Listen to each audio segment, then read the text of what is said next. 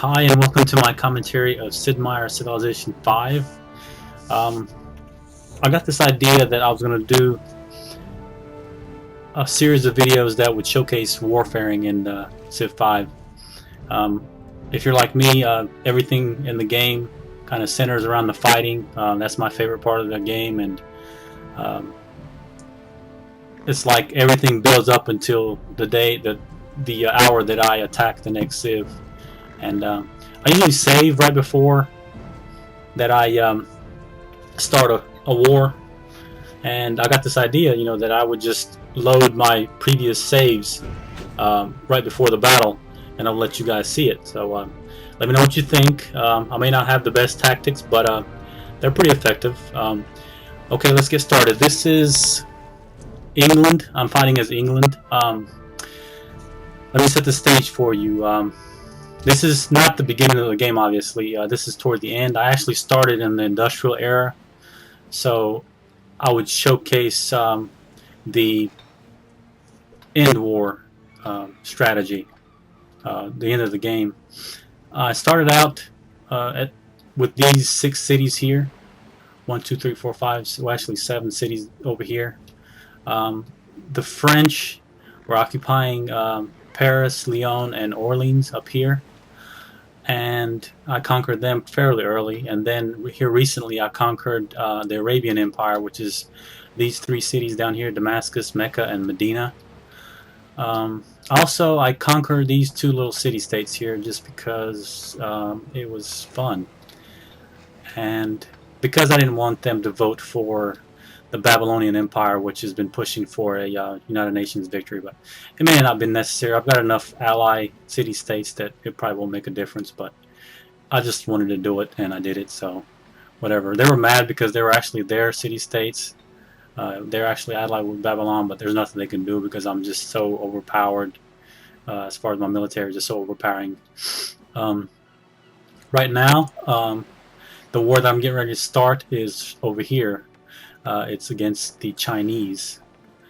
As you can see, I conquered this city-state here, Edinburgh, just because I wanted to have a launch pad for my war against China.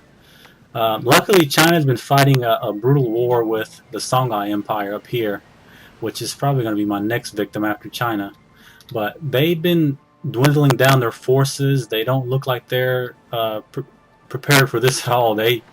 It's like the calm before the storm. They really don't know what's coming to them. But it's kind of complicated because the Songhai have been coming up on the Chinese land, and I really want to nuke these cities before I get started. That's usually one of my favorite tactics. Is I nuke them, and then I conquer them. Then I put my forces in, or I'll nuke them, bomb them until there's just almost no units left, and then I'll invade them with my land units. But especially this city here, and maybe Guangzhou over here, it's going to be a problem because there's Songhai forces, and I really don't want to start a 2-front war right now. I really just want to fight the Chinese. But anyway, let's get started here with my invasion of China. First thing I'm going to do is I'm going to nuke about 3 cities of theirs.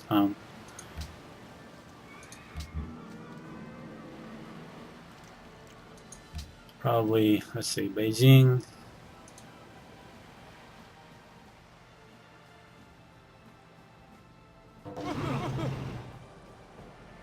We'll nuke Beijing. They will nuke probably Nanjing.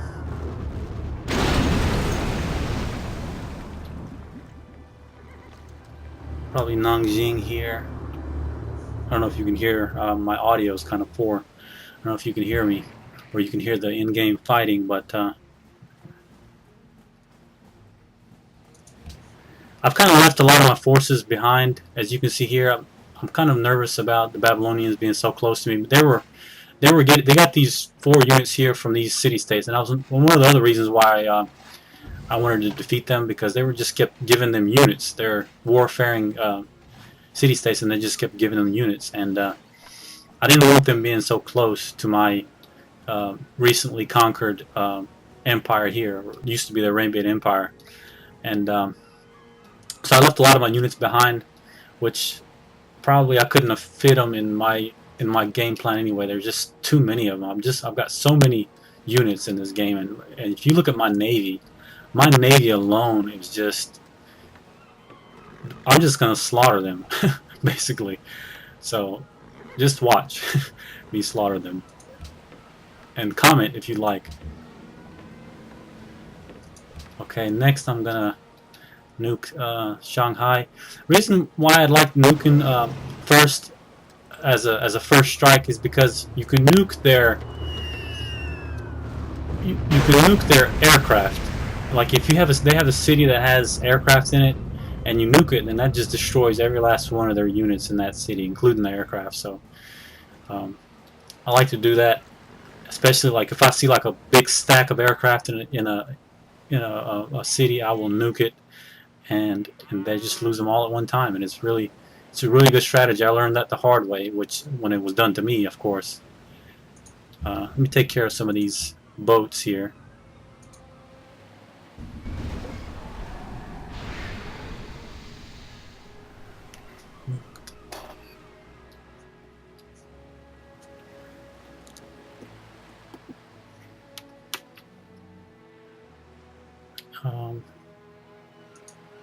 There's you.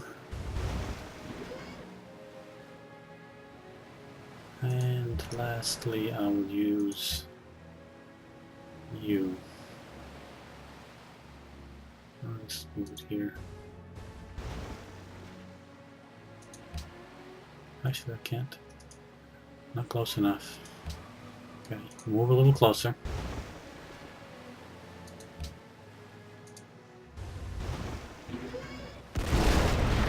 Finally, it goes down. Next, I'm gonna see what I can take here. That's one of the beauties of having a big navy, is you can just mob their units that are in the ocean, because they're defenseless except for the Songhai. The Songhai do have defenses. Their embarked units do have defenses, but every other civ does not. So if you just move on to their tile, you can just take their unit. It's just like taking candy from a baby. I will nuke one more. I'm gonna nuke Nanjing. Wait a minute. Do I have another bomb here? No, I do. That's a bomber. No, I had plenty of atomic bombs. Okay, there's one. Nuke Nanjing. This kind of wears down their units. If it doesn't totally kill them, it'll take them down to like deep into the red as far as their health, and you can just easily bomb them or just destroy them with your land units. I also have a huge. Oh, I neglected to mention, I have a huge fleet of stealth bombers, and I will just bomb these poor Chinese until they're just a shell of themselves. I'm not really quick to rush into a battle. I may play the battle with that I had with Arabia earlier, but they had a huge amount of units. I mean, they must have had probably 50 units, and it took me a long time to bomb them until I could make myself just a landing area for my invasion force. I mean, it was just crazy.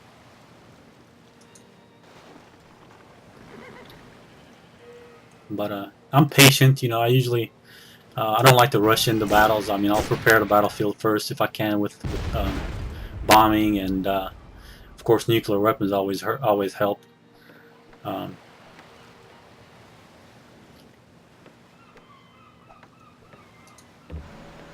Get rid of some of these, some of his navy.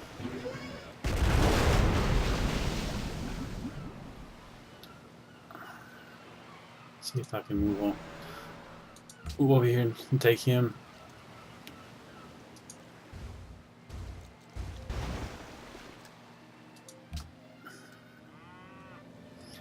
I'm gonna move these down to help with these the ones on this side.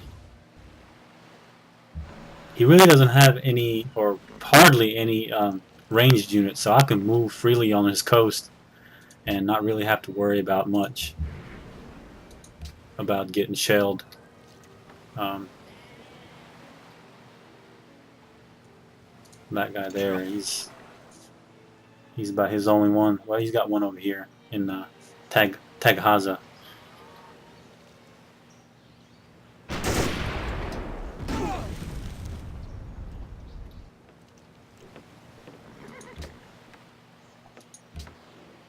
If you're like me, this is my favorite part of the game. I mean, I've done culture victories and science victories, but there's nothing like, you know, just totally annihilating your opponent on the battlefield. That's just so rewarding.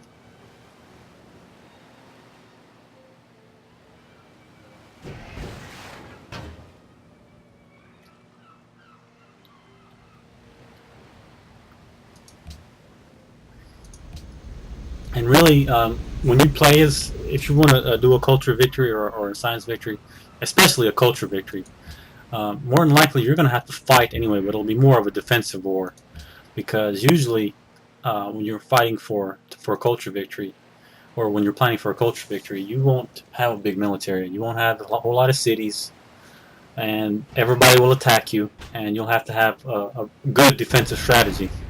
And this is kind of my way of venting all that frustration of getting attacked repeatedly by civs.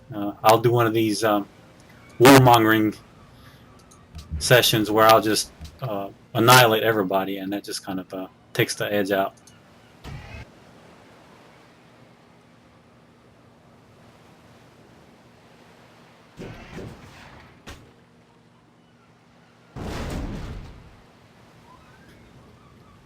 Some of you more experienced Civilization players might have different tactics. This always worked for me. I kind of like to mix it up.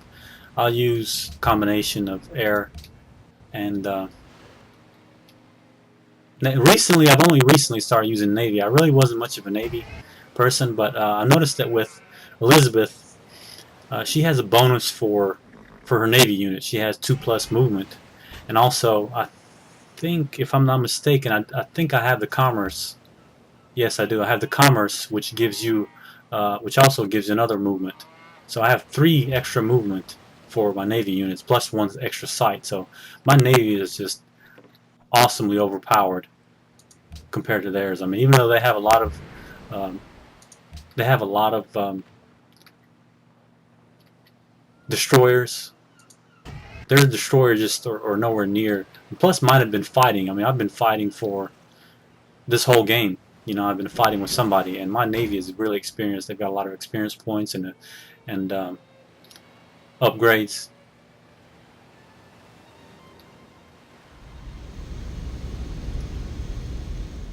That helps too. I mean, I like to. One of the reasons why I like air power is because you hardly ever lose a unit unless you do something really stupid. I mean, like bomb something that when your health is really low. Your air power, you can pretty much use it and not worry about ever losing it. And I've been using these bombers, I mean, ever since they were, before I even upgraded them to stealth bombers, I've been bombing something. And they're really effective. I mean, they really soften up the battlefield before you get your land units in. And this is, I'm sorry, fellas, I mean, this might be a little boring because all I'm doing is bombing, but it'll get more interesting. I'm going to move my land forces here in a little bit, and hopefully I'll make quick work of China. Maybe a couple of videos. I'll be done with China, and I'll move on to Shanghai if I have time. I only have, this is turn 311, and I only have maybe, I don't know, maybe 15 to 20 turns, somewhere in there. I can't remember exactly. I think it's 2050 where the game ends on a time. And I'll probably have a time victory. It won't be a domination because I just don't have time to do to conquer all 3 capitals that I have left.